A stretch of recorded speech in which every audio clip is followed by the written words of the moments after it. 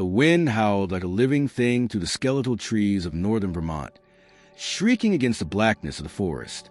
Snow whipped sideways across the headlights of a black luxury SUV that crawled along a barely visible path, its tires crunching over ice-packed earth.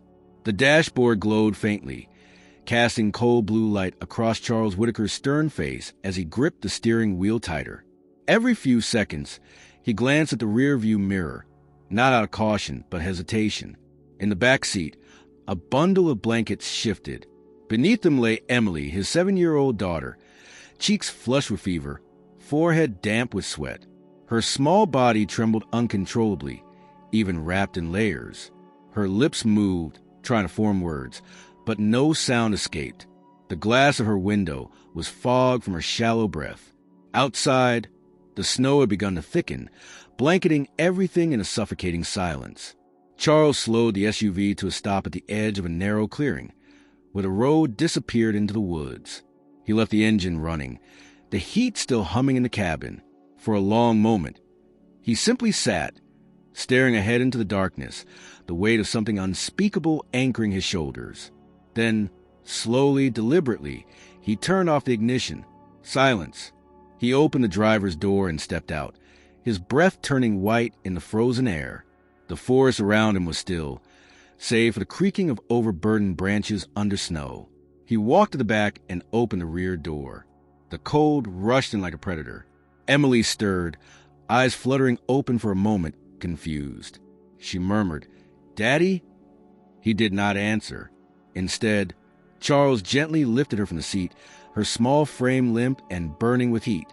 He carried her into the clearing, boots sinking into the snow with each step. Near the edge of the woods, tethered loosely to a birch tree, was Thunder, their horse, a strong, gray gelding with a dappled coat and eyes that seemed far too human. Thunder nickered softly, lifting his head as Charles approached. Charles laid Emily on a patch of thick blankets he had spread beneath the tree earlier that evening. He adjusted her coat, tucking it tightly around her, then stepped back. Thunder watched, shifting his weight, his breath clouding in the air. Charles looked around once more. No footprints except his own. No headlights on the distant road. Just trees, snow, and the freezing air. He whispered something, too low to hear, and turned back toward the SUV. Emily stirred again, her voice barely audible. "Daddy, I'm cold." He paused, his hands clenched at his sides, then opened again. The breath he took was long and trembled at the edges. But still he walked away, back to the vehicle, back to warmth, to safety.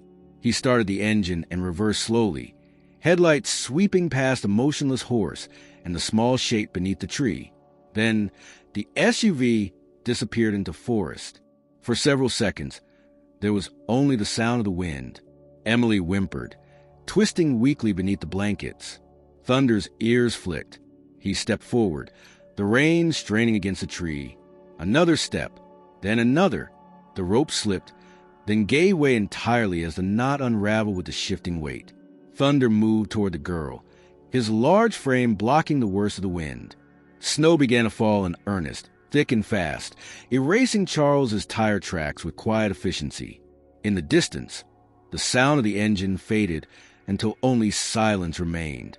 Thunder lowered his head and gently nudged Emily's cheek with his muzzle. Her hand moved instinctively, fingers brushing the coarse fur. And in the darkness of that forgotten place, with no witnesses and no warmth but that which they could lend each other, a choice was made, not by the man who left, but by the beast who stayed. The forest had swallowed every trace of the vehicle's passage. The falling snow, soft at first, thickened into heavy flakes that drifted down like feathers, silencing all but the wind's low hum through the trees. Thunder stood motionless for a moment, his body a looming shadow beside the child. Then a deep exhale steamed from his nostrils, and he bent his head, lowering it beside Emily's face. Her breath, faint and irregular, brushed his skin. The blankets wrapped around her shifted slightly as her hand twitched again, a barely there gesture that seemed more memory than motion. Thunder's ears twitched at the subtle sounds, her breathing, shallow and weak, the distant creak of ice forming on tree limbs. He remained still, waiting, watching. Minutes passed. Then Thunder turned his head and looked at the tree where the rain had fallen loose. The rope now lay useless in the snow, a broken bond that no longer anchored him to anything. His large eyes blinked once. Something ancient, something deep in his animal mind stirred. He stepped closer to the child. The wind picked up again, sharper now, slicing across the clearing and rattling the upper branches. Emily's teeth chattered weakly, her body caught between fever and the chill. Thunder shifted, turning his flank to her. Slowly, with a grace that seemed incongruous for his size, he lowered himself to the snow-covered earth. The action took effort, his hooves scraping against frozen ground, his weight settling with a soft grunt. But once he was down, he curled slightly around her, forming a living barrier between the girl and the cold. His warmth seeped into her body through the blankets. Her shaking slowed. A soft sound, a sigh, or perhaps the whisper of her name, escaped her lips. Stillness returned. Then a branch cracked deep in the woods. Thunder's ears perked instantly. His head rose, nostrils flaring. The scent of pine, ice, and distant animal tracks filled the air. But there were no men, no smoke, no engines, nothing familiar. He didn't panic. He watched. Several more minutes passed. Then something in him shifted. Thunder rose again.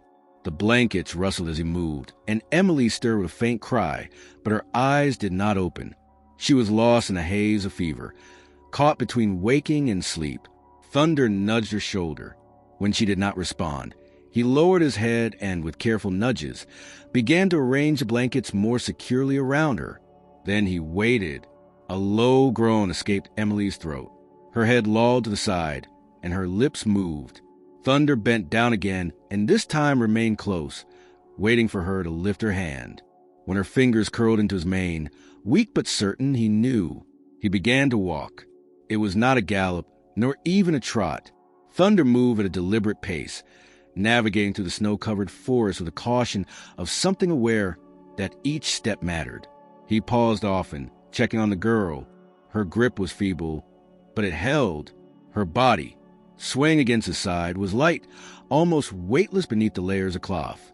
Each time she shifted, Thunder adjusted, careful not to let her fall. The forest was unkind. The terrain sloped suddenly. The snow had frozen roots. The wind carried a chill that even Thunder could feel in his joints. But he did not stop. Something drove him, not instinct, not training, not fear. It was older than all of that. They reached a small ridge. Beyond it, the trees thickened, but the land seemed to slope downward. A stream lay somewhere ahead. Thunder could hear its faint trickle, muffled by the cold. He moved on, hoof by hoof, through the thick snow. Hours passed. The darkness began to thin, ever so slightly, as if dawn considered arriving.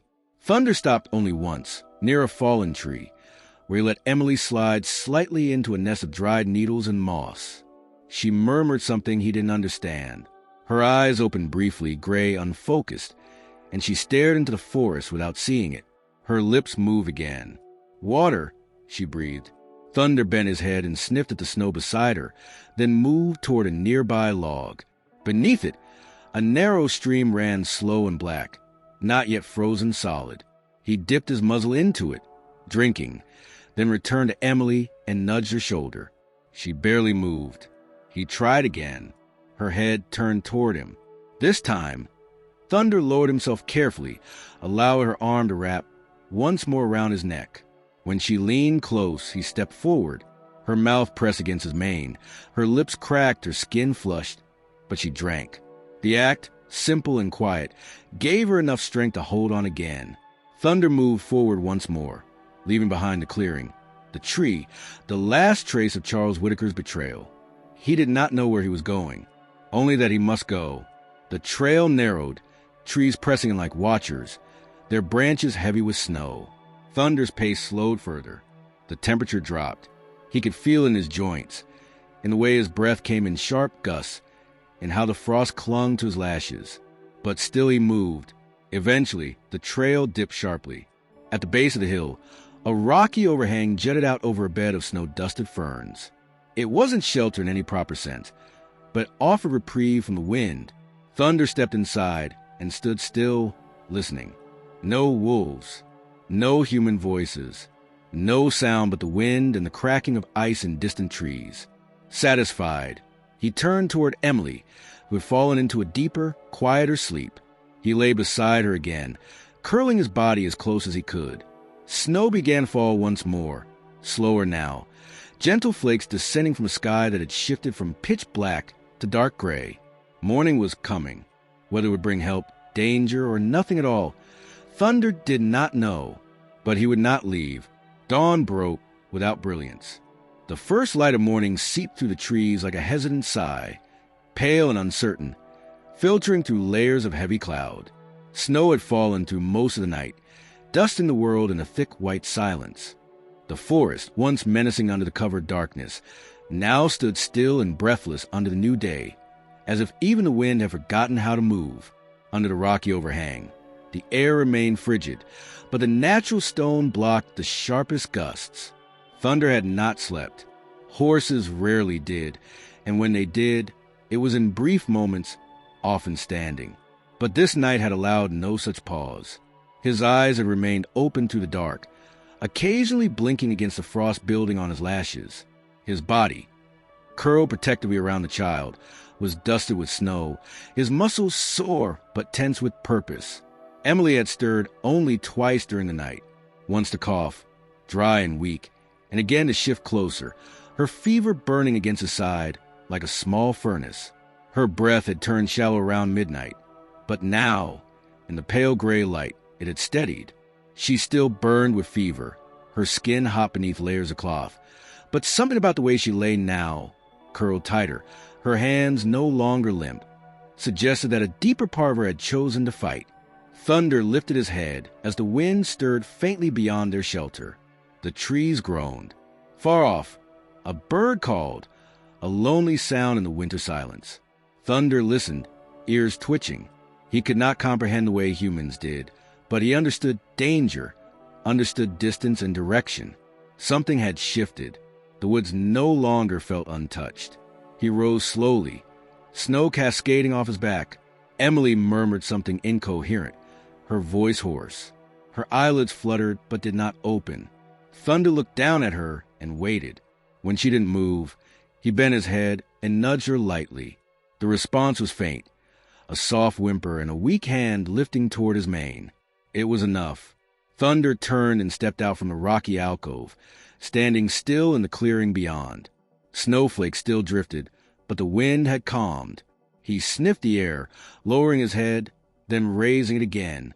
No wolves, no smoke, no scent of humans, but time was running against them. The temperature would rise slightly during the day, but nightfall would come again, and with it, a deeper cold. He stepped back and positioned himself beside the girl.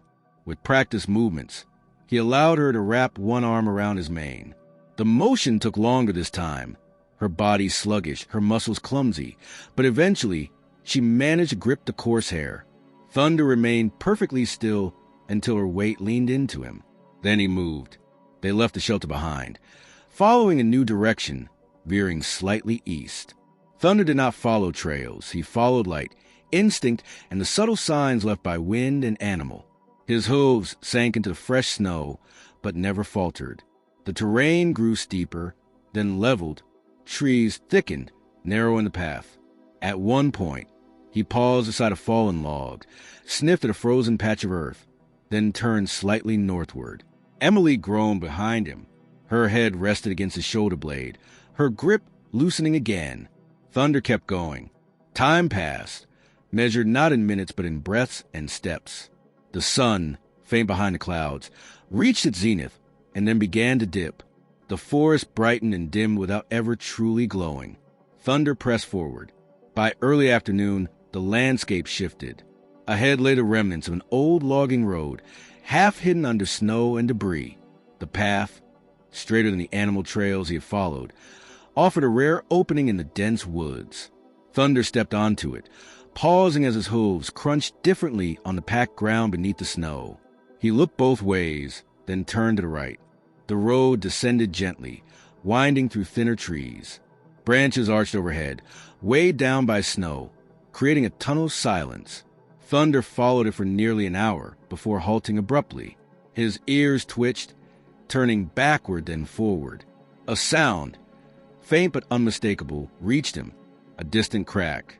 Not from the forest, not natural. It came again, sharper, closer. A voice. Thunder stood motionless, listening. Then it came again. A man's voice, muffled by distance. Then a dog's bark echoing faintly. Thunder turned his head slightly, nostrils flaring. Emily stirred. "Water," she whispered again, barely audible. Thunder lowered himself carefully, letting her slide onto a small drift of snow. Her eyes fluttered open briefly, a flicker of blue-gray unfocused and dazed.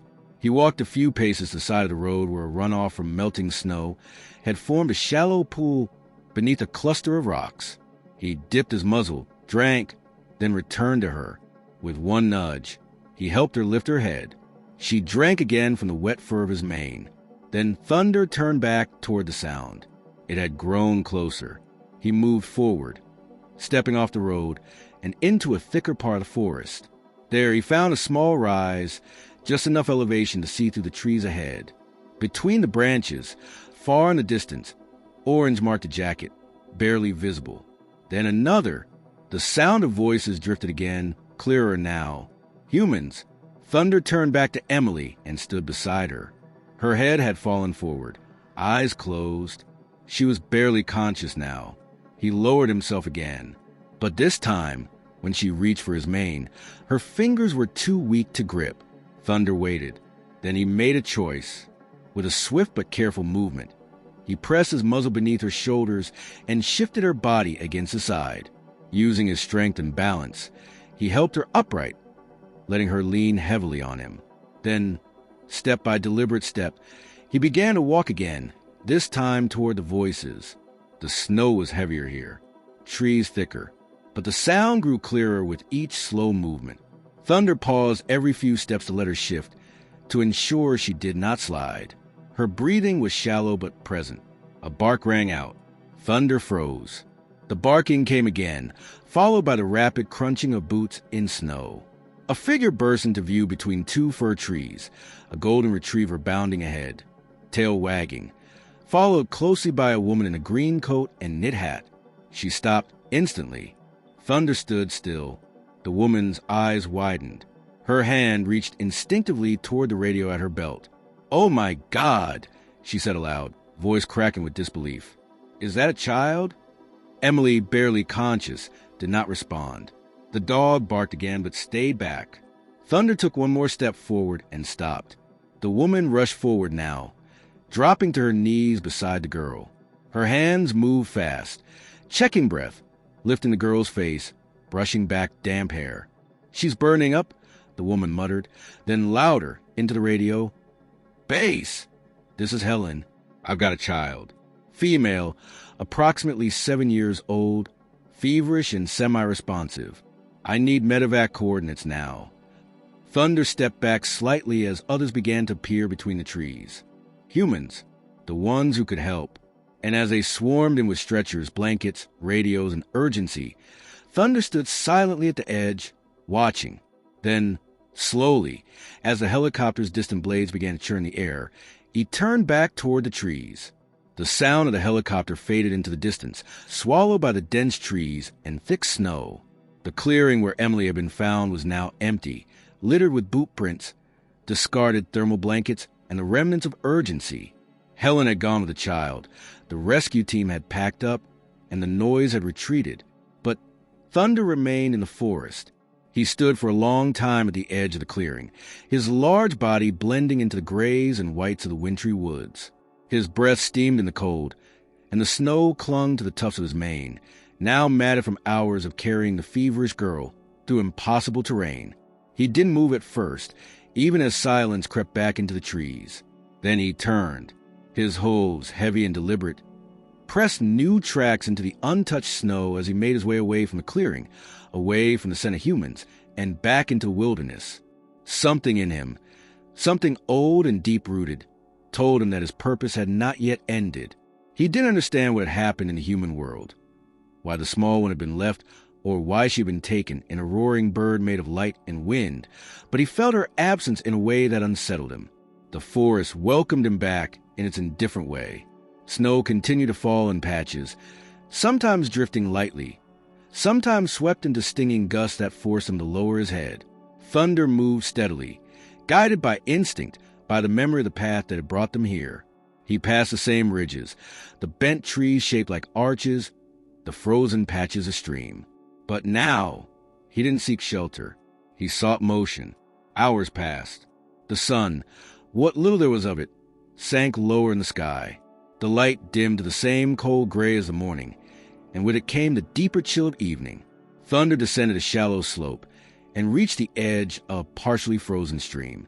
This one was wider than the trickling brook he had visited earlier and deeper.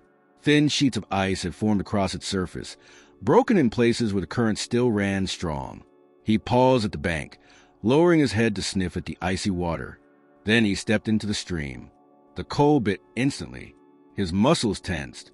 Ice cracked beneath his weight, the surface groaning as it shifted. The water reached halfway up his legs, numbing and sharp. But thunder pressed forward, breaking to the film of ice with each step, forcing a path through the frigid channel. Reaching the other side took only moments, but each one was etched in effort. When he emerged, water streamed from his fur, already beginning to freeze in the open air.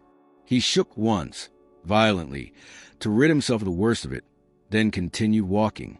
By the time full darkness fell, Thunder had reached higher ground.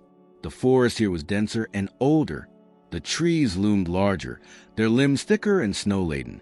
The silence was heavier, not just from the snow, but from the way life retreated in these months. No birds, no rustling underbrush, just the wind and the whisper of ice settling into its domain. Thunder found a narrow ridge and stopped beneath it. He stood there a long time, unmoving, his breath steady. The muscles in his legs ached from hours of movement. But he didn't rest. Something in him stirred again, a call not of panic but of patience, of watching, of waiting. Meanwhile, miles away, Emily lay in a hospital bed. The room was quiet save for the soft beeping of monitors, for tubes snaked from her arms, pumping fluids into her small body. Her skin had paled since the forest, but her fever was finally breaking. Nurses came and went, adjusting machines, checking readings, brushing hair from her damp forehead. She didn't speak, but her eyes moved behind closed lids. Dreams stirred. Helen sat nearby, refusing to leave. Her coat still smelled of snow and pine, and her boots were muddy from the rescue. She held a thermos of cold coffee, forgotten hours ago. Her eyes never left the child. She's stable for now. One nurse whispered gently before stepping out, "You did the right thing calling it in so fast." Helen didn't answer. She only looked at the girl. "That horse," she finally said to no one. "He brought her out. Not us." She leaned forward, brushing a strand of hair from Emily's cheek. "What kind of man leaves a child like that?" She murmured. "And what kind of horse knows better?" Thunder, far from any roads or hospitals or voices, waited through the night without fire or shelter. He didn't know the answers to those questions, but he had crossed streams, weathered storms, and borne the weight of a dying child for hours, and something in him knew he had to remain nearby. There was a presence in the forest, a pull or a thread that had not yet been severed. Sometime before dawn, his ears twitched. A faint sound, far off but real. Not a helicopter. Not footsteps. Something else. An engine. Thunder moved toward it. He kept to the shadows of the trees as the road came into view. A truck, old and coated in road salt, bumped along the icy trail. Headlights dimmed by years of wear. Inside, two men talked, voices muffled by the closed windows. A local snow patrol. Volunteers. The same kind who had helped Helen coordinate the search. Thunder didn't reveal himself. He watched as the truck passed, taillights vanishing around a bend. Then he turned and walked back into the forest. He wasn't ready to leave. Not yet. The trees closed behind him. The snow fell once more, and the horse kept moving. The Whitaker estate sat silent under a clean layer of snow, perched high above the town on a secluded stretch of land. that overlooked the white-covered hills of northern Vermont. The mansion itself, a modern expanse of glass and stone, stood motionless and hollow, like an unfeeling monument to its absent inhabitants. Long windows reflected the pale sky, and nothing stirred beyond the great iron gates, save for the occasional fluttering of snow flurries dancing in the wind. Inside, Charles Whitaker sat alone in his study. The fire crackled in the large hearth beside him, casting a warm, orange glow over the dark wooden walls and shelves filled with books that hadn't been touched in years. His brandy sat untouched on a low table beside his leather chair, condensation beginning to bead on the outside of the crystal glass. The man himself stared at a small, wrinkled photo held between two fingers. It was a snapshot, slightly creased and faded at the corners. Emily, 6 years old at the time, stood in the yard behind the house, her hands buried in the mane of Thunder, who stood obediently beside her. Her smile stretched from ear to ear, unposed, wide, free. The image captured something Charles hadn't seen in her for a long time, something he hadn't looked for. He stared at it now as if seeing it for the first time. The silence in the room was thick. No staff had returned since the news began to circulate. The chef had taken an unexpected leave. The groundskeeper hadn't shown up that morning. Even the cleaning service had canceled, citing weather. But Charles knew better. The phone on his desk had rung 3 times that morning. He hadn't answered. The voice messages remained unopened. He didn't need to hear them to know what they said. By now, the local authorities had likely begun asking questions. And if not them, someone else would. He placed the photograph down slowly, almost reverently, then leaned back in the chair. His eyes didn't leave the image. Outside, a cold wind howled through the trees at the edge of the property. In the driveway, the black SUV sat parked, streaked with dried mud and salt. The interior had been wiped down, but small remnants lingered, bits of fabric fibers, a child's mitten lost beneath the front seat, the faintest trace of pine needles embedded in the floor mat. Charles closed his eyes for a moment, but instead of sleep, memories arrived, unwelcome, fragmented, and out of order. Emily coughing beside him in the car, her small voice asking if he could turn up the heat. His fingers tapping the steering wheel as he stared through the windshield, hesitant. The weight of indecision, the snap of the door handle, the rush of cold air. He opened his eyes quickly, pushing the memories away. In the kitchen, the television was still on, muted. He had left it that way the night before, unable to bear the sound. The screen now displayed a live news feed, a local anchor beside a headline that read, "Child found alive in woods. Search effort ends a miracle." A grainy photo of Thunder, taken from someone's cell phone, was pinned beside a blurry image of Emily being carried into a helicopter. He didn't walk closer. He didn't need to see the details. A different image stayed with him. The moment her eyes locked with his, just before he turned away, a moment too quick to define, but too sharp to forget. In the forest, Thunder moved slowly through the snow, heading south now, toward a stretch of woodland that bordered a lesser-known trail near a hiking shelter. The cold had not relented, but neither had he. The forest had begun to shift again, not in temperature, but in the sound of distant life. A bird here, the crackle of small animals braving the frost. There was stillness, but less emptiness. At a break in the trees, Thunder stopped beside a large fallen log. He lowered himself again, an unusual thing for a horse to do so often, and rested, not from weakness, but from something that resembled thought. His breath formed heavy clouds in the air, and his body remained still even as the wind combed through his mane. Far away, back in the hospital, Emily was beginning to speak. Her voice, still hoarse and soft, came in brief phrases. The nurses moved quietly, listening closely. The fever had broken, but the child's eyes held something older than 7 years. When she opened them, she didn't look around the room. She looked through it. One nurse, a woman named Lisa, had been there since the rescue. She leaned over Emily now, brushing a damp cloth across her forehead. "You're safe," Lisa said softly. "You're in the hospital." Emily blinked slowly. "Do you remember your name?" The girl nodded, her lips barely moving. "Emily Whitaker," she whispered. Lisa smiled gently. "That's good. And do you know where you are?"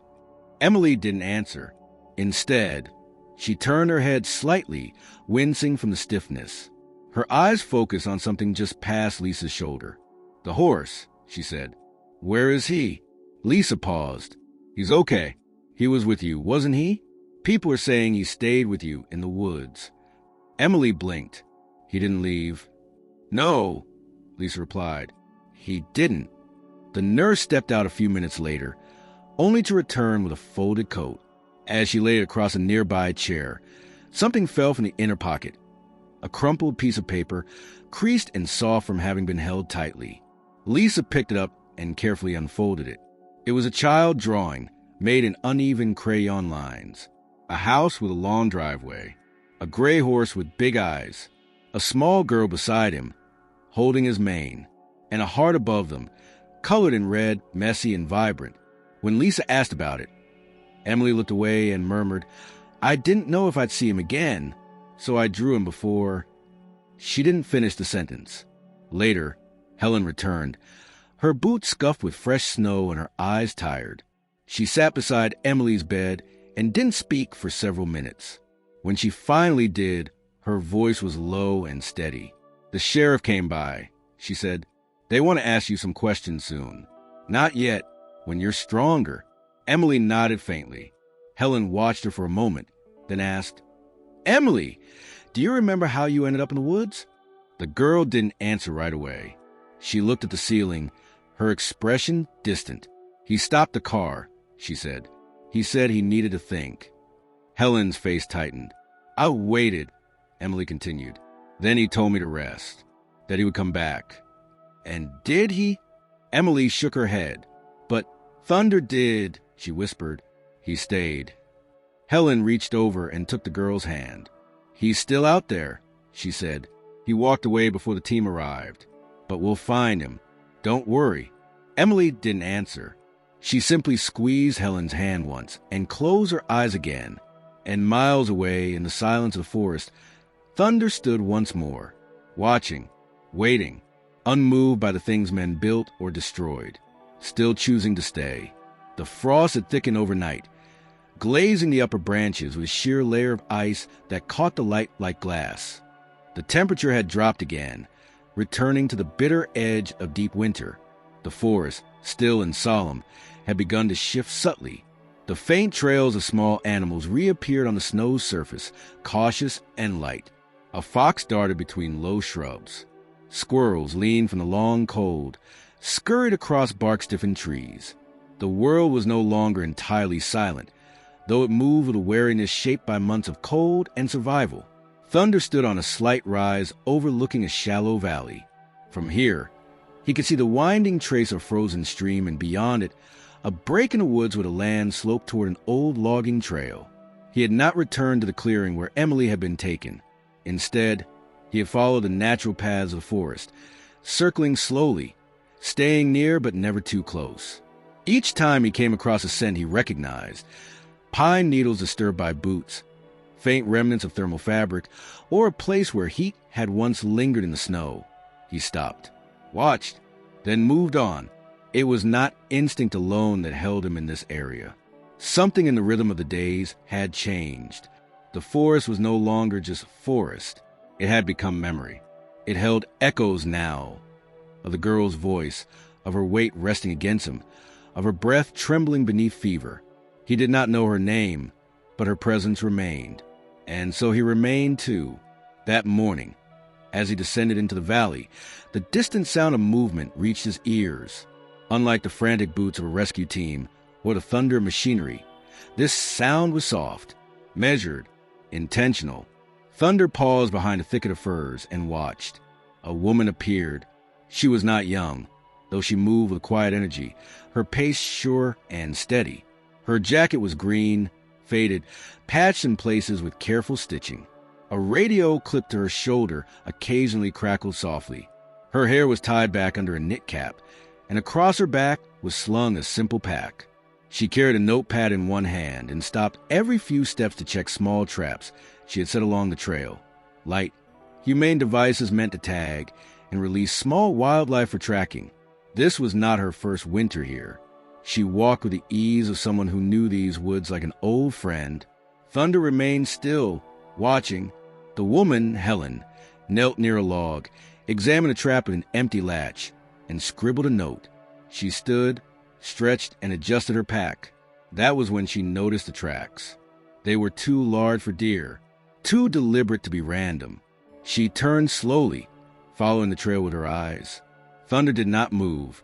Helen stepped forward carefully, every part of her body alert now. She passed between two pines, brushing aside a hanging branch, and that was when she saw him, the horse. She froze. There, standing barely 20 feet away, was the same massive gray gelding she had seen only briefly at the rescue site, the horse that had carried the girl, the one that had vanished into the woods like a ghost the moment help arrived. Now he stood before her again, his coat dusted with snow, his breath steady clouds in the cold air, eyes locked on her. Helen didn't move. Thunder blinked, shifted his weight, and took one step forward. She lowered her notepad slowly, heart quickening in her chest. "Hey," she said, her voice barely above a whisper. "It's you." Thunder stopped, ears flicking at the sound. Helen took another step forward, slowly raising one hand, palm open. "You're not lost, are you?" she said gently. "You're looking for her." Thunder didn't move again. His gaze held steady. The wind tugged at the trees above them, but down here in the hollow, there was only the two of them, woman and horse, strangers drawn into the same story by chance or something far older. Helen reached for her radio, without breaking eye contact. "This is Helen," she said, voice calm but laced with something new. Urgency or awe. "I've found the horse." "Repeat, I've located the horse." "He's about 4 miles from where we recovered the child. Heading west. Looks healthy but disoriented. I'll stay close." A crackle, then a voice responded. "Copy that. Hold position. We'll send a team." She clipped the radio back to her shoulder and looked at Thunder again. "You knew where to go," she said, more to herself than to him. "You got her out of there." Thunder blinked, then turned his head slightly, as if looking past her. Helen followed his gaze. Behind her, through the trees, the trail curved into a low dip, where sunlight filtered faintly through canopy and touched a shallow basin in the earth. He began to walk. Helen stepped back instinctively, not wanting to startle him, but he moved calmly, confidently. She followed at a respectful distance. They descended into the hollow, where snow had collected more thickly. Thunder stopped beside a broken stump, sniffed the ground, then turned to face her again. Helen paused. There was something deliberate in his stillness. She stepped forward slowly, scanning the area, and then she saw it. Half buried in the snow, nestled against the base of the stump, was a child's mitten, pale blue, slightly damp. Helen bent down, heart hammering, and picked it up. It matched the one recovered at the hospital. The pair was now complete. She looked back at Thunder. "You came back," she said. "You're retracing it, her trail." Thunder gave a low, almost inaudible sound, less a neigh than a breath with shape. Helen stepped closer. "I think you're trying to find her again." She pulled a small apple from her pack, held it out. Thunder stepped forward, sniffed it, then gently took it from her hand. His lips brushed her glove. He chewed slowly, eyes still locked on her. Behind them, the trees stirred with distant sound, voices approaching, boots crunching. Helen turned toward the noise, then back to Thunder. "They're coming for you now," she said. "I won't let them hurt you. You deserve better than that." Thunder remained still. As the first search volunteer appeared at the tree line, Helen raised a hand. "Wait," she called. "Slowly. Let him see you. He's not running this time." The man approached cautiously, eyes wide as he took in the sight of the great gray horse standing calmly beside Helen. "We've got a trailer ready," he said. "If we can coax him toward the road." Helen nodded, then turned to Thunder. "Come on, big guy," she said softly. "Let's get you somewhere warm." Thunder followed. No lead rope, no force, just trust and something far stronger. The narrow forest trail groaned under the weight of the rescue vehicle as it moved slowly through the trees. Snow flurries picked up again, dusting the windshield and softening the outlines of the trees. In the back compartment of the truck, Helen sat with Emily wrapped tightly in her arms beneath a heavy wool blanket. Emily's face was pale, her lips tinged with the faintest blue, and her head leaned limply against Helen's chest. But her eyes, though dull and distant, were open. She wasn't gone. Not yet. Helen kept whispering softly, not out of habit, but because she needed the girl to keep hearing something human. "You're all right now," she said again. "You're warm. You're not alone." Emily's tiny hand gripped a corner of Helen's coat. Her fingers were stiff, but they held on. Up front, the driver, a man named Reggie, a local EMT, kept glancing into the mirror. His radio buzzed with updates. The nearest hospital had already cleared a trauma room. The helicopter had been diverted due to weather. Ground transport was their only option, and time was vanishing fast. "We got maybe 15 minutes to the clearing," Reggie called back. "After that, we hand her off to the evac team." "Don't go easy on the brakes," Helen answered. "She's running out of time." Reggie didn't reply, but the tires gripped harder as he pressed forward. Outside the vehicle, Thunder moved beside them, just off the trail. He stayed to the woods, visible only in glimpses between the trees. He wasn't running. He wasn't retreating. He followed with a calm, steady gait, his large hooves silent in the snow, his breath streaming into the cold air. He watched the truck. He knew the child was inside. Helen had noticed at the moment they started moving how the horse didn't need prompting, didn't respond to whistles or gestures. He moved with them as if drawn by something far older than familiarity. She had no words for it, only the sense that whatever had tethered Emily to life also held this creature close. Back in the truck, Emily coughed weakly, her breath rattling. Helen held her tighter. "You're going to make it," she said, though her own voice cracked as she said it. Outside, the trail curved sharply along a ridge.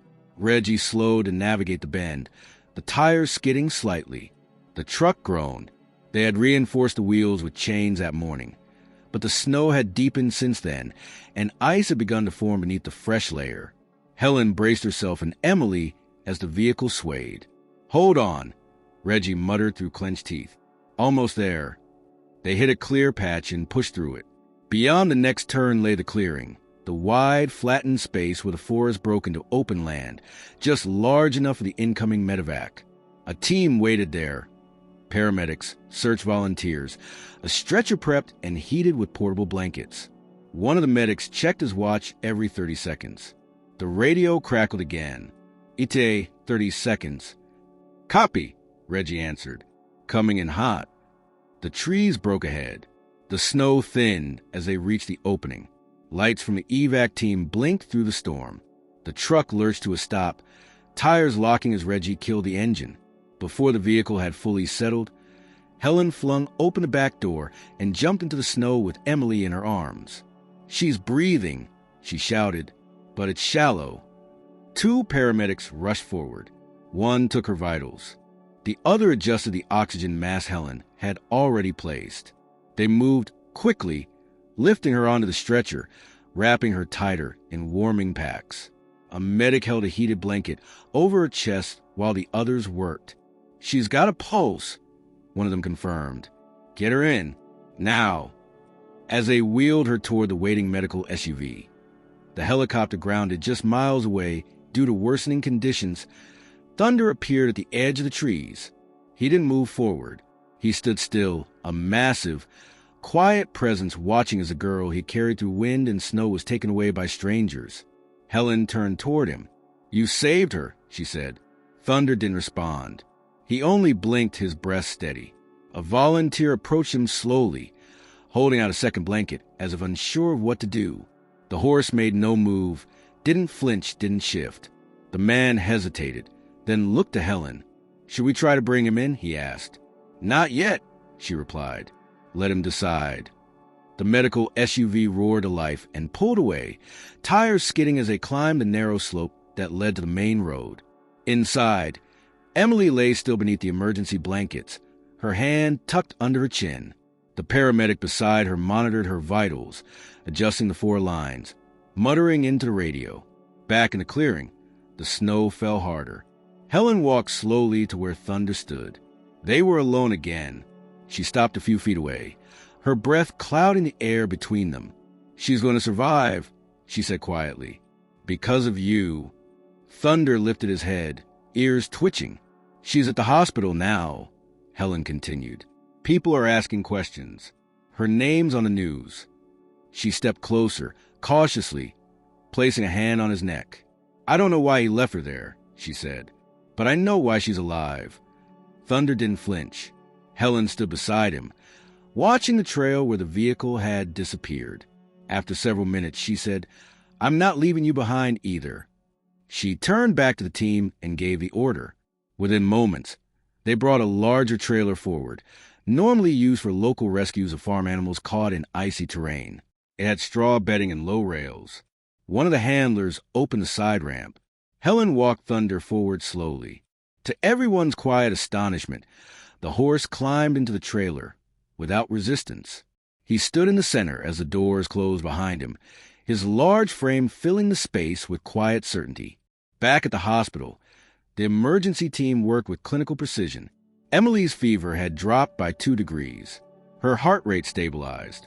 They had removed the outer layers of clothing and placed her under a heated canopy. The pediatrician, a woman in her 40s with sharp eyes and a calm tone, stood at the foot of the bed, reviewing the preliminary report. When she finished, she looked at the nurse. She was hours from critical collapse. The doctor said, "Another night out there, and we'd be having a different conversation." Lisa, the same nurse who'd stayed through the night, glanced down at the child's face. "She wouldn't let go," Lisa said. "Even in her sleep, she kept holding on." The doctor nodded once. "That horse, he's the reason she's here." Outside the room in the hospital lobby, the first reporters began to gather, not for the child, not yet, but for the horse. Photos taken from cell phones had already surfaced online.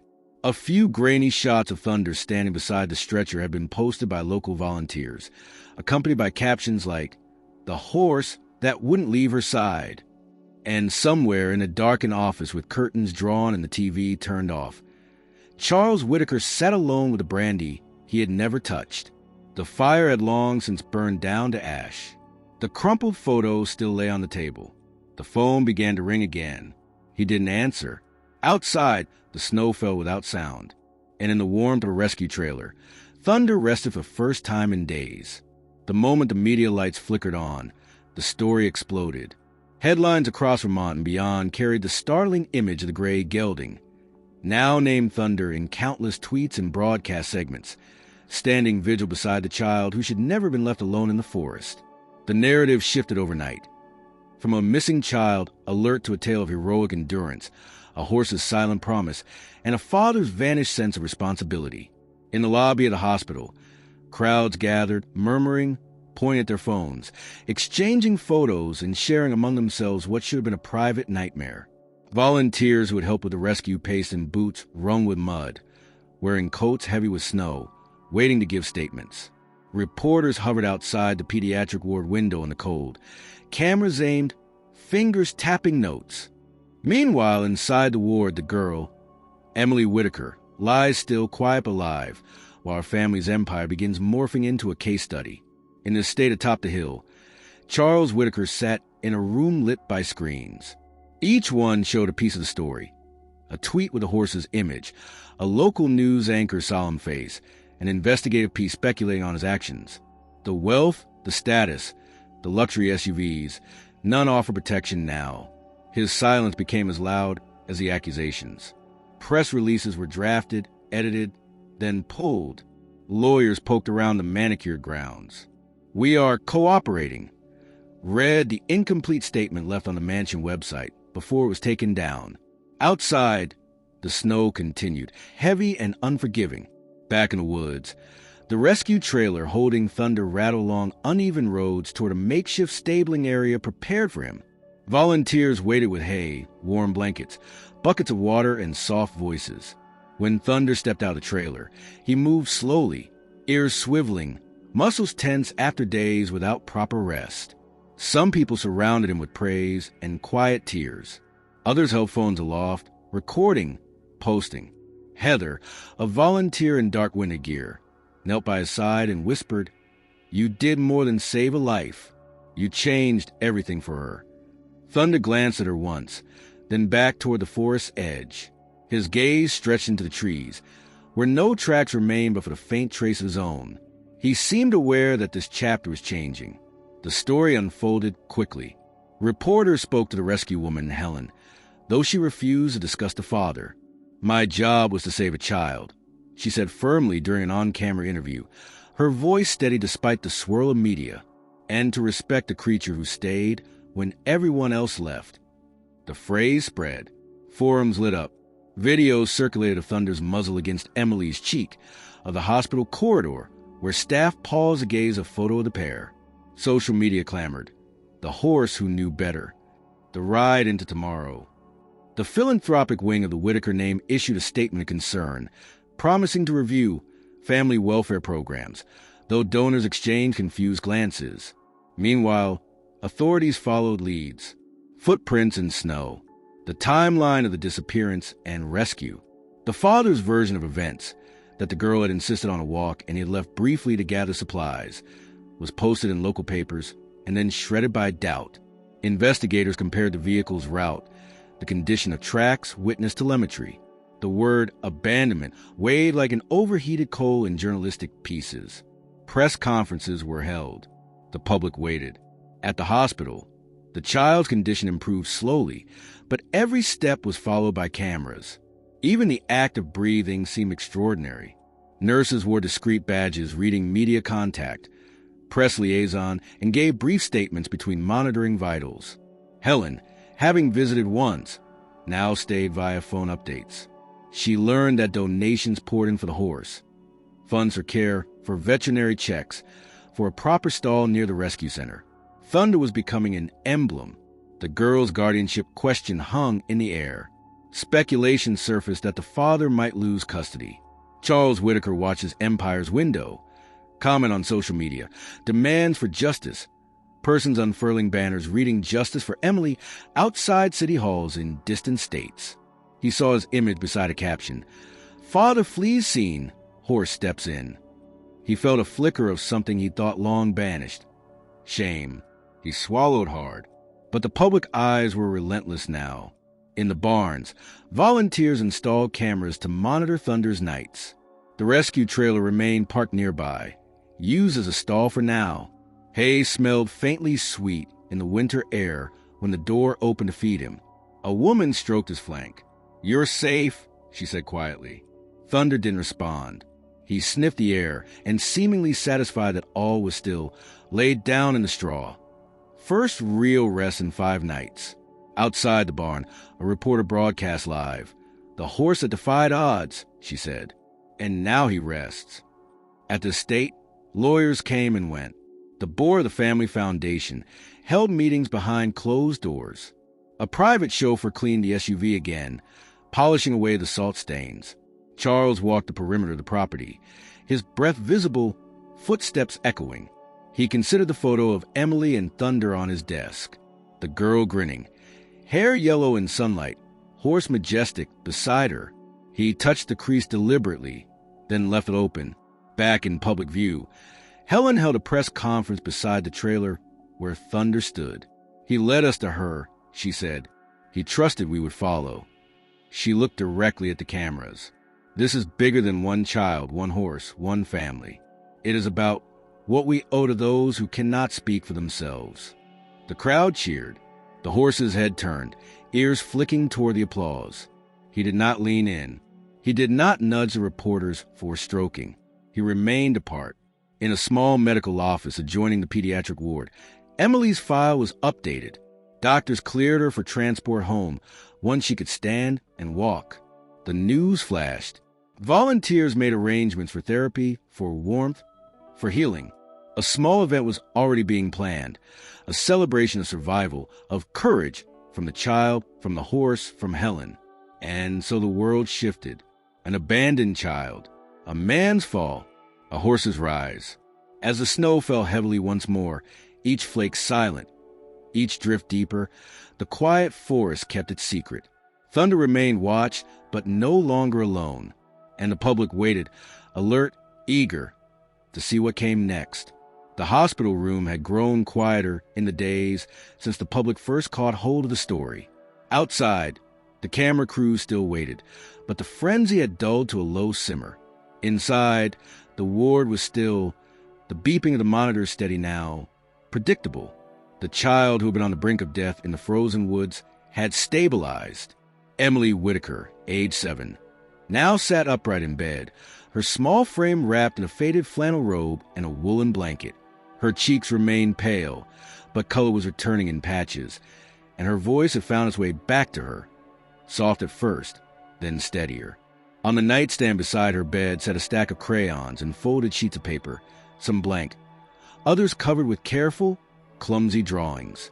Nurses rotated in and out of the room with practiced kindness, but it was Lisa, the first nurse to speak to her when she arrived, who Emily clung to most. She never said much to Lisa, but she always looked at her with calm, steady eyes that seemed older than they should have been. One afternoon, as snow drifted softly against the window panes and the hum of the hospital buzzed in the background, Lisa came in for what had become her regular evening check.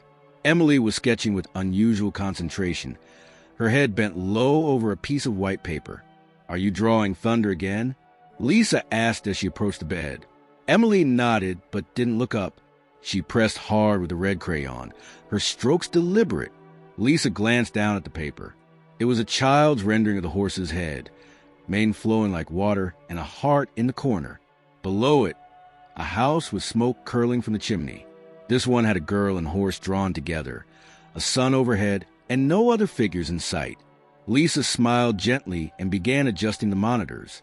She reached for the folded corner of Emily's robe to check the foreline when she noticed something crumpled in the pocket. Curious, she reached in and pulled it out, a small, wrinkled note folded into quarters, thick with color. "Did you write something?" she asked. Emily finally looked up, her expression still, but her hands suddenly uncertain. Lisa knelt beside the bed, unfolding the paper slowly. It was a drawing, but different from the others. It had thunder, again, but this time the lines were jagged, the strokes heavier. There was a tree, drawn bare and gray, beside a small curled shape meant to be Emily.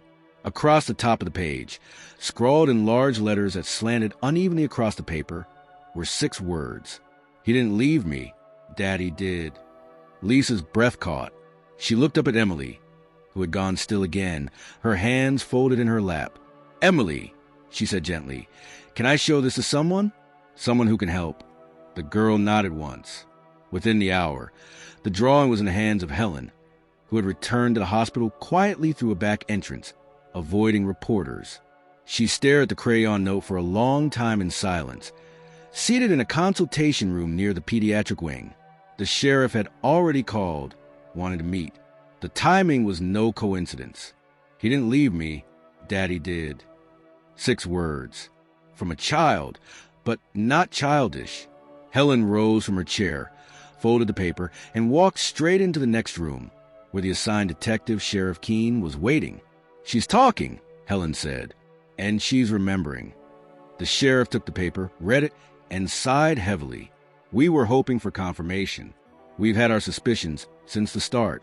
This makes it official." "You have enough now?" Helen asked. He nodded grimly. "Between this, the vehicle's GPS data, tire track analysis, and the girl's condition, yes, it's enough." The next morning, 2 squad cars drove up the icy drive, the Whitaker estate. Charles Whitaker, no longer watching the news, answered the door wearing a press shirt and an unreadable expression. When the officers informed him of the charges, child endangerment, neglect, obstruction, he didn't argue. He didn't shout. He simply turned, placed a glass of water on the hallway table, and put out his wrists. It was late morning when the headlines shifted again. Father arrested in case of abandoned child. Evidence points to deliberate abandonment. Images of Charles being let out in handcuffs blanketed the screens. No coat, no scarf, just a sharp face grown tight with exhaustion and quiet collapse.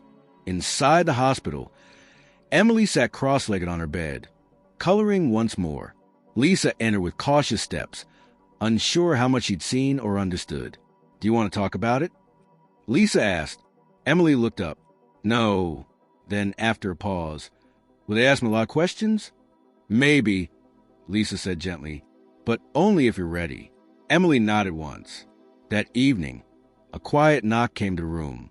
Helen stepped in, not in ranger gear, but in a plain winter coat, her hands empty. She sat beside the bed without speaking. "They took him," Emily said after a while. "Yes," Helen replied. "He said I wandered off." Helen didn't flinch. "I know, but we know the truth now." Emily drew a new page slowly. Thunder, again, this time in motion, running. "Can I see him?" she asked. "I think that can be arranged," Helen said. "Soon." "Not in a hospital." "No," Helen said. "Somewhere better." Emily didn't smile, but her hand moved faster across the paper. "And far from the hospital. In a freshly built stall filled with clean straw." Thunder lifted his head as the stable door creaked open. The same volunteer stepped in with a bucket of oats. But behind her was a new visitor, a woman with a legal pad and a small badge clipped to her scarf. She stood silently, observing. "We confirmed the chain of events," she said. "The girl's testimony is consistent. The father will go to trial." The stable volunteer only nodded, reaching to brush Thunder's mane. "He's more than evidence," the volunteer said. "He's part of the reason she made it." Thunder blinked slowly, the sound of distant wind tapping against the barn roof. And at that moment, in a hospital bed not far away, a child finished her drawing with one final red stroke. She folded the paper carefully and tucked it under her pillow. A letter in crayon, meant for the one who stayed. The courthouse stood against the winter sky, like a cold stone sentinel, its front steps clear of snow, but still slick from the overnight freeze. The air smelled faintly of salt and exhaust from the snowplows that had passed earlier. A small crowd gathered outside, bundled in heavy coats. Scarves pulled up high, murmuring among themselves as news vans lined the street. Signs bobbed above heads. Handwritten words of protest and support, some calling for justice, others simply reading, "Thank you, Thunder." Inside, the atmosphere was taut. The courtroom was modest, paneled in dark wood, the windows letting in narrow shafts of pale light that made everything look bleached and sterile. Reporters filled the benches, notebooks ready, cameras discreetly stored. The prosecution team sat stiffly on one side of the room, their files thick, expressions guarded. Across from them sat the defense team, led by a polished man in his 50s who wore his expensive watch like armor. Beside him, in a dark gray suit and a tie too tight at the neck, sat Charles Whitaker. He looked thinner than in his public photos, less composed, more hollowed out. His eyes darted occasionally to the people watching him, but mostly he kept them low, fixed on the table before him. The trial had begun only that morning, but the stakes were already high. The charges against Charles included felony child endangerment, neglect, obstruction of investigation, and reckless conduct. His lawyers had entered a not guilty plea, claiming emotional instability and confusion during the incident. They cited past medical reports of stress-induced disorientation, presenting him as a man who had made a terrible error in judgment. Not a criminal act, but the jury listened to more than testimony. They watched the footage. A grainy clip of Thunder pacing beside Emily's stretcher played during the opening statements. Another showed Helen's interview, where she described finding a horse curled around the child under a rocky overhang. A veterinary expert testified next, reviewing a set of photos taken shortly after Thunder's recovery. Ice wounds on his legs, patches of raw skin on his chest and stomach, clear indicators of prolonged exposure and physical strain. "This horse," the vet said to the jury, "walked miles through freezing terrain with an unconscious child clinging to him. That doesn't happen by accident. That doesn't happen because someone left the barn door open. It happens because he knew to stay, and because no one else did." The courtroom remained silent for several long moments. When the prosecution called Helen to the stand, she took her place with quiet resolve. She spoke with clarity, recounting the moment she found Emily, the condition the child was in, the way Thunder stood between her and the wind. She told the court how the child barely had a pulse, how she whispered about the horse, not her father. Then came the moment everyone had waited for. Did the child ever mention what happened before she was found? The prosecuting attorney asked. Helen nodded slowly. She said, He didn't leave me. Daddy did. A hush spread through the room. Even the judge looked up from his notes. The defense lawyer objected, citing hearsay, but the judge allowed the statement as part of an emotional account directly tied to the victim's recovery. Later, a nurse who had treated Emily took the stand. She described finding the crumpled drawing, the words written in crayon. She brought a copy for the court to see. Those 6 words again. He didn't leave me. Daddy did. The drawing was admitted into evidence. It rested now on the evidence table, facing the jury. On the 3rd day of testimony, the prosecution called their final witness, Emily. The judge had agreed that she could testify via video from a private room in the courthouse, where Lisa, the nurse, stayed with her. The feed projected onto the monitor at the front of the room. When the screen flickered on, a hush swept over the audience. Emily sat on a small couch, legs folded beneath her, a blanket around her shoulders. She didn't look frightened, just calm, as if she had carried this moment for weeks. The prosecutor spoke gently, asking basic questions. What's your name? Emily Whitaker. How old are you? 7. Do you remember what happened in the forest? Emily hesitated, then nodded. I was sick, she said. We were driving. Then he stopped. The attorney let the silence hang for a moment. Do you know why your father stopped? Emily's fingers tightened on the blanket. He said I needed rest. He took me out and put me near a tree. Did he say where he was going? She shook her head. Did he come back? No. Was anyone else there? Emily looked directly into the camera. Just Thunder. And what did Thunder do? He stayed. The attorney nodded, satisfied. Thank you, Emily. That's all. The defense lawyer declined to cross-examine. In the courtroom, Charles sat unmoving, his jaw locked tight, his hands folded on the table. When court adjourned that day, the judge ordered a recess until final statements the following morning. The jury was instructed not to discuss the case, but their expressions betrayed how deeply the testimony had settled into their minds. Outside the courthouse, the crowd had doubled. Thunder's face, sketched by a local artist, now adorned posters and pins. A small group gathered by the steps, lighting candles in a silent vigil for a child not dead, but betrayed. That night, Helen visited the stables where Thunder rested. The barn was quiet, the soft sound of straw shifting under hooves echoing in the cold. Thunder stood alone in his stall, his breast steady, eyes dark and watchful. Helen stepped inside and rested a hand on his neck. She told him what happened, she said. She remembered everything. Thunder didn't move. She told him you stayed, Helen added. And now it's their turn to decide what that means. The next morning, the closing arguments began. The prosecution painted a clear portrait. A man of wealth and means, who had chosen to remove his daughter from care, had driven her into the forest and left her there, alone and sick, in the dead of winter. They spoke of moral failure, of responsibility, of what could have happened if not for a single horse's instinct to protect. The defense argued for leniency, citing stress, isolation, and personal breakdowns. They claimed Charles had never intended harm, that he had made a horrible mistake, and had planned to return. But the lack of any evidence supporting his return plans, and the presence of every detail leading to abandonment, undermined the narrative. When the jury left to deliberate, the room emptied slowly, tense with unspoken judgment. And when they returned just before noon, there was no hesitation. The foreman stood and delivered the verdict in a single breath. Guilty. Charles did not react. He simply closed his eyes, briefly, as if the weight he'd carried finally landed where it belonged. The judge set sentencing for the following week. In the meantime, Charles would be held without bail. The crowd outside erupted when the verdict was read. Cheers, applause, and silence. In the barn, Thunder lifted his head and stared toward the north windows, where the wind brushed against the glass. The trial was over, but for Emily and for Thunder, something else had just begun. The morning of the sentencing arrived with a thin layer of frost on the courthouse steps and a silence that felt heavier than any snowstorm. The cameras were already in place.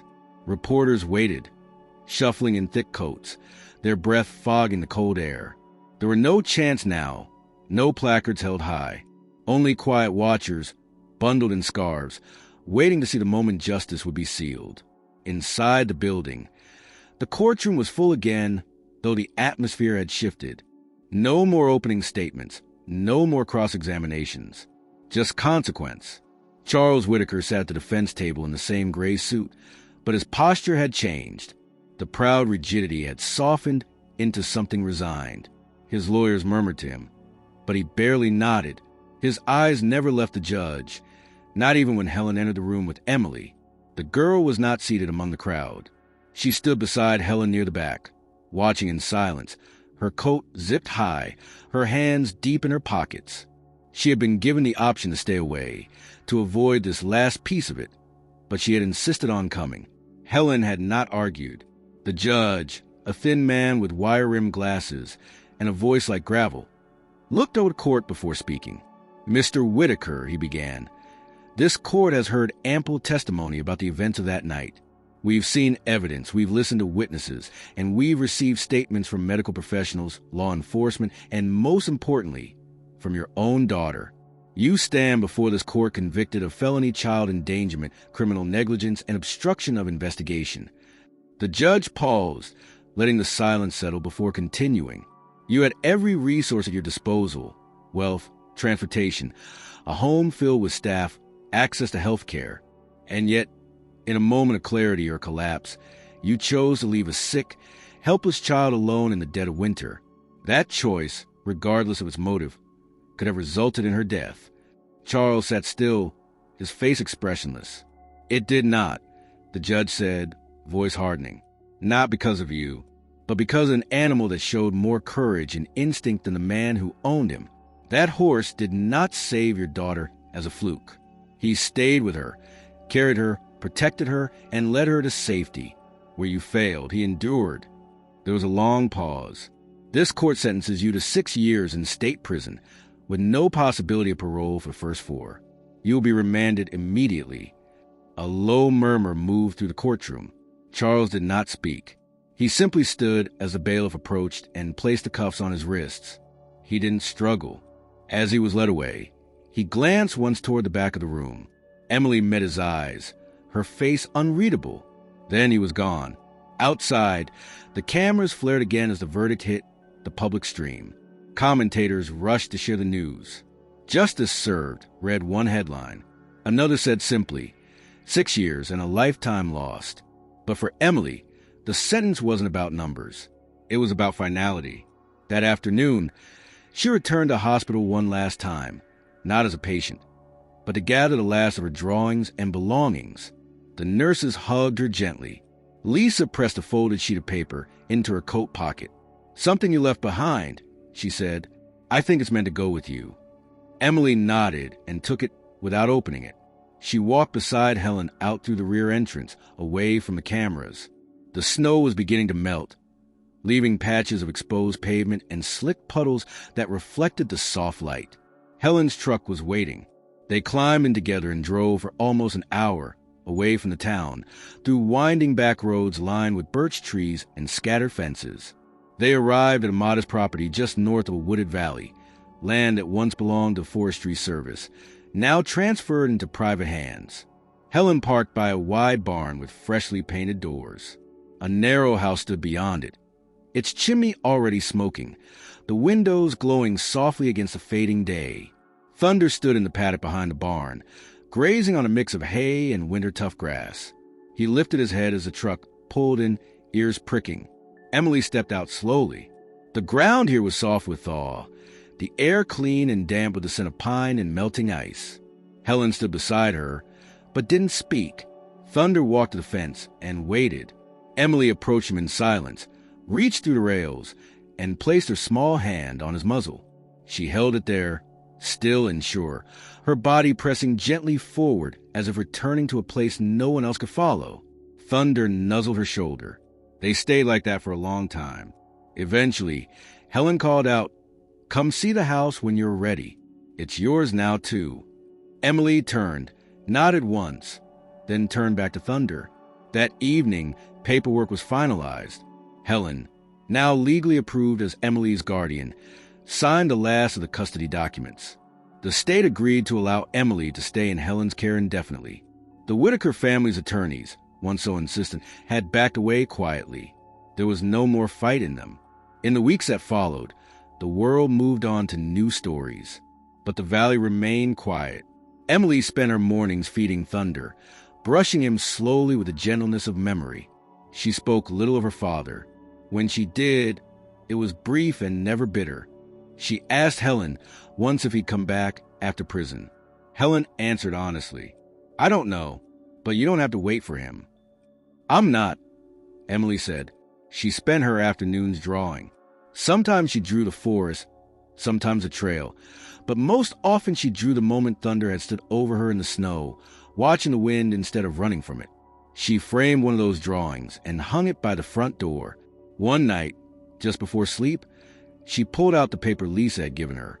It was a note, one she had written to herself in the hospital and forgotten. It said only, "He stayed. So I will too." She folded it again and placed it on her nightstand beside her bed.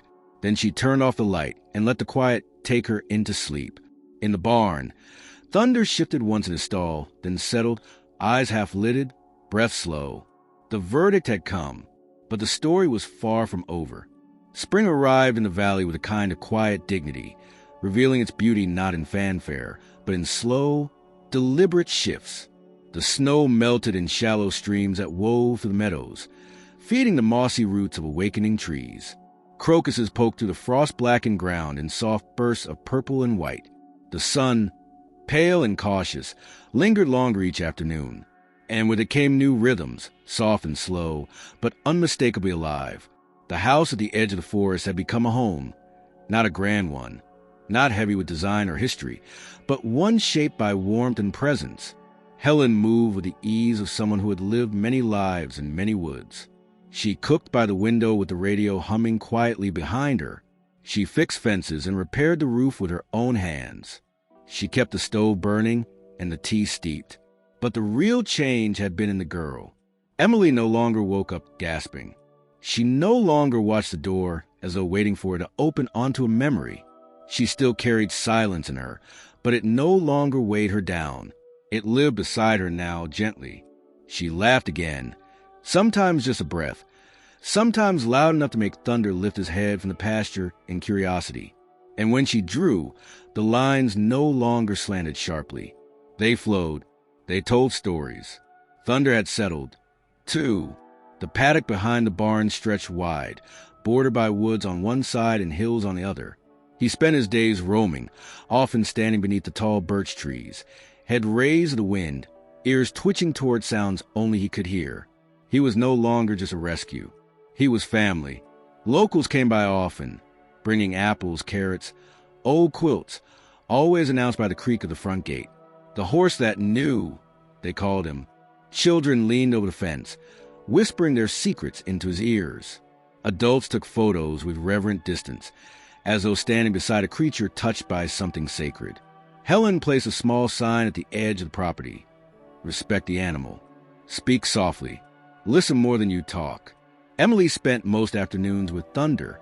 She learned to groom him properly, to clean hooves, to check his coat for signs of wear. She didn't ride him at first, not because she couldn't, but because she didn't feel ready.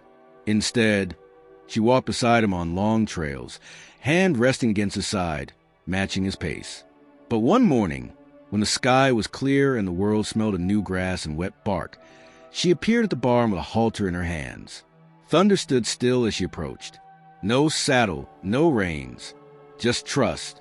She led him out to the pasture, to the slope that overlooked the valley, and with Helen watching quietly from the porch, Emily climbed onto his back. She sat there for a moment, eyes closed, feeling the rhythm of his breath. Then Thunder began to walk, slow and steady, through the budding meadow, his hooves pressing gently into the softened ground. It wasn't a dramatic moment. There were no cheers, no audience, but it felt like something ancient resolving itself. That evening, Emily drew what she'd felt, not just a ride, but the moment. A girl on the back of a horse, not galloping, not flying, just moving forward. The drawing went on the fridge. News from the outside world still trickled in. Charles's sentence remained firm. He had filed no appeals. His lawyers had vanished from headlines. The family name had begun to fade, retreating from press and spotlight. Emily never asked about him. Once, she overheard Helen on the phone discussing a letter forwarded from the prison, but she didn't ask to read it, and Helen didn't offer. It was a choice, and it belonged to her. Schooling began again in the way Helen believed best, at home, with books and maps and quiet curiosity. Emily took to it with a slow but genuine hunger. She loved geography, especially topography. She would trace the rises and valleys on paper, and then try to find their echoes in the hills around them. Her favorite topic was weather. She began keeping a journal of cloud types and wind patterns. Helen helped her set up a small weather station on the barn roof, just enough to measure rainfall and temperature shifts. One day, a reporter called. He had followed the story from the start and wanted to write a follow-up. Helen declined the interview. "She's not a symbol," Helen told him. "She's a child who survived. That's enough." Still, word of Thunder spread. A regional animal sanctuary asked if they could list him as an honorary ambassador. They offered a modest grant for his care. Helen accepted, but only on condition that Thunder remain undisturbed. No tours, no performances, just peace. And peace is what they had. Summer brought long days and fields thick with wildflowers. Emily rode Thunder more often now, not in loops, but on long, slow paths into the woods. Sometimes she'd stop by the stream where Thunder had once walked through breaking ice and just sit. She didn't always talk, but when she did, it was to him. "Do you remember?" she asked him once, as they stood beneath the shade of a pine tree. Thunder turned his head, as if to say, "I never forgot." Helen watched them from a distance that day. She had never believed in magic, not the kind with spells or miracles, but she had come to believe in something else, in the power of presence, of an animal's instinct, of what happens when someone simply stays. That night, they lit a small fire near the edge of the valley. Helen brought out an old book of constellations and pointed them out in the sky, one by one, while Emily traced them with her fingers. Thunder stood a few feet away, tail flicking gently, his eyes half-lidded. Emily leaned against Helen and whispered, "I think we were always supposed to end up here." Helen didn't answer right away. Then she said, "So do I." The fire crackled. The stars blinked silently. And in the wide, quiet dark of the valley, the past finally stopped chasing. There was only the girl, the horse, and the woman who had found them both. Autumn returned to the valley like a slow-burning candle, its flames steady and golden.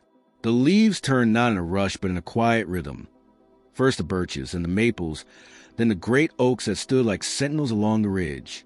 Each day the light faded a little earlier, and the air carried a faint crispness even at noon. The pastures browned the edges, and the stream, once swollen with summer rain, now moved with more caution, its waters clearer, colder. Emily had grown in the year, since Thunder carried her out of the forest. She was no longer the thin, fever-struck girl in a hospital bed. She was stronger now, more confident in the way she walked through the fields and stood with her hand on Thunder's bridle. Her hair, longer, often braided loosely, fell down her back as she rode. Her laugh, once so rare, was common now, rising into the open air, full and bright. Thunder had changed too. He was slower now. The sharp angles of his youth had softened. His gait was more deliberate, and he no longer startled at sudden movement. His eyes held a different depth, as though they had seen something others never would. When he walked the trails with Emily, they didn't go far. They didn't have to. The woods knew them now. One morning, as the fog clung to the earth like breath on glass, Emily rose early and dressed in silence. She pulled on a thick sweater, then a coat, her boots, and a scarf. She walked past Helen's room and paused briefly at the door. Helen stirred inside, but didn't call out. She had sensed this day would come. Emily continued out into the gray light, her breath a soft plume in the morning air. She walked to the barn, where Thunder stood waiting. He was awake, his ears alert but calm, his body warm against the chill. Emily opened the stall door and stepped inside. "Today's the day," she whispered, brushing a hand over his neck. "I think we need to go back." Thunder didn't resist as she led him out into the pasture. She saddled him slowly, not out of reluctance, but out of reverence. Every strap was tightened with care, every buckle tested twice. She climbed onto his back without effort, as if she had been born there. They turned toward the woods and began the slow walk along the trail. The ride was silent for the first mile. No birds yet, no rustling leaves, just the sound of Thunder's hooves pressing into damp earth. The trees had begun shedding their leaves, and a soft carpet of red and gold covered the path. Emily guided him gently, letting him find his pace. The trail bent around an old pine, then dipped down into a hollow where the air was cooler. They passed a stream, smaller now but still flowing. Thunder paused briefly to sniff the water. Emily looked down and remembered, not with pain, but with a strange kind of peace. The trail narrowed again before opening into the clearing. She recognized it instantly.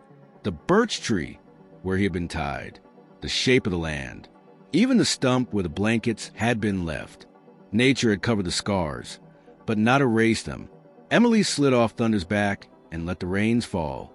She walked to a spot near the tree and knelt, pulling a small object from her coat pocket, a folded piece of paper, aged and soft.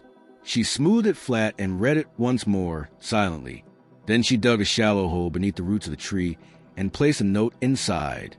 She covered it with earth, then sat back and looked around. "I thought I would be scared coming back," she said, not looking at Thunder, but knowing he was listening. "But I'm not." Thunder stepped closer, his shadow falling over her in the golden morning light. "I wanted to leave something here," she continued, "because this isn't just where something ended. It's where something else began." She stood, brushing her hands off on her coat. "I didn't know what to write at first. I tried to explain everything, but then I realized I didn't have to." She looked at the tree one last time. "I just thanked you." Thunder walked with her as they returned to the trail, his gait steady, his breath slow. They didn't rush. There was no reason to. By the time they returned to the pasture, the sun had risen higher, warming the valley. Helen was outside, stacking wood by the porch. She looked up and nodded as they approached. "Good ride?" she asked. Emily smiled and swung down from the saddle. "The best." She unsaddled Thunder slowly, brushing him down with careful hands. He stood still the whole time, his eyes soft and watchful. That afternoon, Emily sat at the edge of the field with her sketchbook. She drew the clearing again, but this time it was different. There was no child lying on the ground, no storm clouds, no fear, just a horse standing beside a tree and a folded paper beneath the roots. She didn't need to show it to anyone. It was just for her. That evening, the three of them, Helen, Emily, and Thunder, sat near the fire pit, wrapped in blankets. Helen read aloud from an old novel, her voice soft. Emily leaned against her, and Thunder stood just outside the circle of light, as if guarding them still.